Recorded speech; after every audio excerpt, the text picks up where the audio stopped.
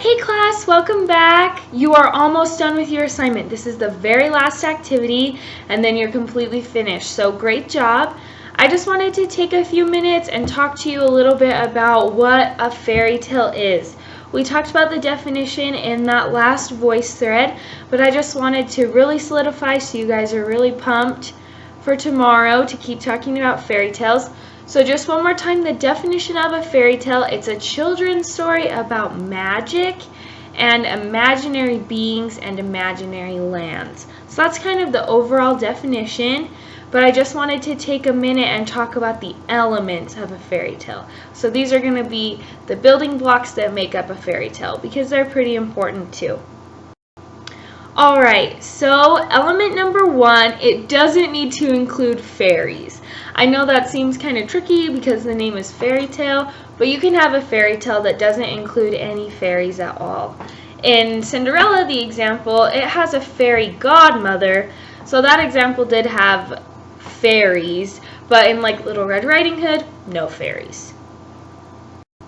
The second element is that fairy tales are usually set in the past, usually like a significantly long time ago, and they may be presented as historical fact from the past. So most of the time this is like the story would be told by like a grandma sitting by the fire telling her kids about something that happened a long time ago.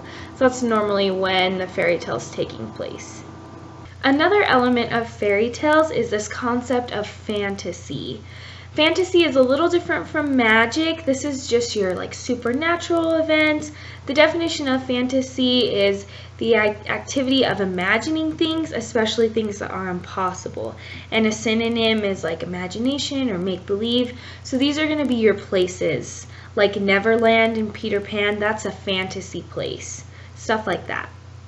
The fourth element of a fairy tale is that they typically incorporate clearly defined good characters and evil characters. So this is like in Cinderella or in The Invisible Man and the Rough-Faced Girl. We had those really mean stepsisters or sisters, and then we had the super nice Cinderella and Rough-Faced Girl. So a very clear definition between good and evil. Another element of fairy tales is that they typically focus on a problem or conflict that needs to be resolved. So if we take our Cinderella example, the problem is that Cinderella can't go to the ball because she didn't get her chores done, and so she couldn't get her dress finished to be able to go. And so the solution to that problem is that the fairy godmother comes and makes her a dress out of magic and gives her everything that she needs to get to the ball. So we have a clear problem and then some way to solve it. Another element, and this is one that doesn't appear in every fairy tale, but it can appear in fairy tales, is that it may include objects, people, or events in groups of 3. So that's kind of tricky. One example that I thought of is in Sleeping Beauty. There are 3 fairies that end up taking care of her. So that's the only example I can think of, but I'm willing to give 5 bonus points if you guys can think of any other times in fairy tales where there is a group of 3. So if you can, at the end, just go ahead and write it on the bottom of your checklist and then bring it to me tomorrow and I'll give you your 5 extra points.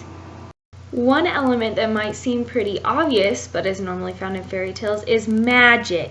How many fairy tales can you think of that have magic in them?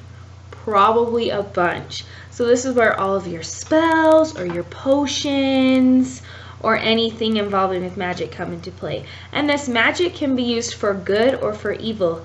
You can have your good characters that you like using magic, or sometimes even your evil characters, like an evil queen, like in Snow White, the evil queen poisons an apple with magic to give to Snow White.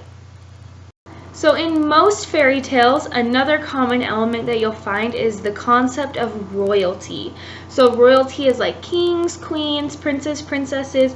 In a lot of stories, the fairy tale will involve a prince or a princess or some kind of king, something in that way. So another element of fairy tales, this is a really fun one, talking animals. A lot of the times you'll see talking animals in fairy tales because of magic. So in Cinderella, she has the mice that she talks to and they're her friends. And talking animals are pretty prevalent in other fairy tales. One that you might not be as familiar with is Thumbelina. It's one of my favorites, and it's about this little teeny girl, and she's like the size of your thumb. That's why she's called Thumbelina. But she interacts with animals that can talk to her, like bugs and frogs and a sparrow and a mole and a mouse, all kinds of animals. So talking animals, that's a big one. Another element of fairy tales is that they typically have a happy ending. So most fairy tales start once upon a time and end they lived happily ever after. So you don't typically see like the main good person, something bad happening to them in the end. Normally things work out pretty good for them and not so good for the evil characters. And your last one is that fairy tales usually teach a lesson or demonstrate values important to the culture. So this is something that we specifically see in The Invisible Man and the Red-Faced Girl. That's talking about a specific culture. And so it's talking about, you know, being respectful and being honest, and those are things that the Mean Sisters were not doing when they went to try to marry the Invisible Man. So again, it's some kind of lesson that needs to be taught, or some value demonstrated that's specifically important to a certain culture. Alright, so those are just a few of the elements that make up a fairy tale. And so what I want you to do, I have one more worksheet. Again, I should have given it to you in class, but for some reason if you don't have it, I have the link below. So go and print it if you don't. But it just has a list of some of those elements and then a check box. And there's two boxes. One will be for the Invisible Man and the Red-Faced Girl, and one will be for Cinderella. So if you think you saw that element in either of those stories, go and give it a check under each one, and then bring it and we'll talk about those checklists and kind of expand on them tomorrow in class. So thanks guys.